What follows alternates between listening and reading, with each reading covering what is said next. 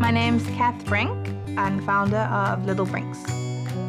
Danny and I have been married for 10 years. We have 4 children, and we are absolutely blessed. I mean, we can't imagine our lives without the kids.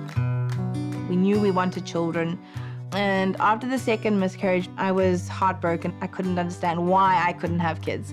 I packed up all my things that I'd collected, baby clothes, nappies, formulas, and I took it down to Christine Ravel Children's Home in Athlone.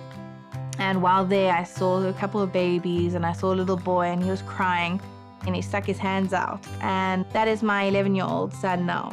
He's absolutely amazing. He's wonderful in every single way. We started becoming friends with social workers, having them in our lives all the time, and I started becoming more and more involved because I saw that they needed help, and foster families weren't enough. There just weren't enough homes for these children. We found a derelict farm. I fell in love with it, and I decided that this was it. The following day, we decided that we should use our savings and everything and put it in, and we did. And we opened a safe house. It took about 3 months to build, and we are officially open. We can take children, and we're very, very excited.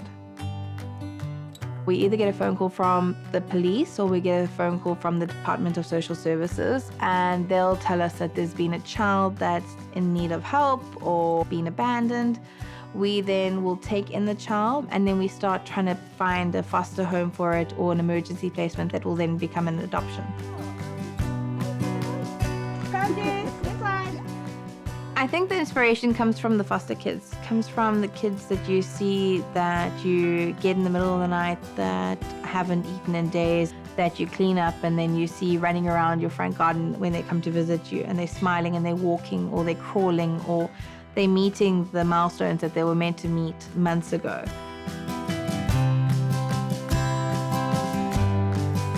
It breaks you some days, and other days you're a lot stronger. It's difficult because you know that you can't take away the pain that they've gone through, but knowing that they're going to be placed in a happily ever after home, if I can do that and I have to go through a bad day every now and again, I'll take the bad day. Here in high school, asked if I would consider doing a soup kitchen.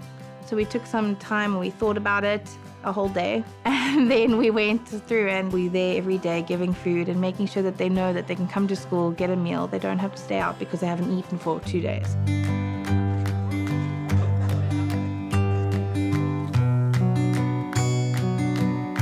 They are going to be children that have a future ahead of them. That's what keeps us going. Seeing their new parents fall in love with them, and it's giving them an opportunity to be something great. And they will. They'll be great.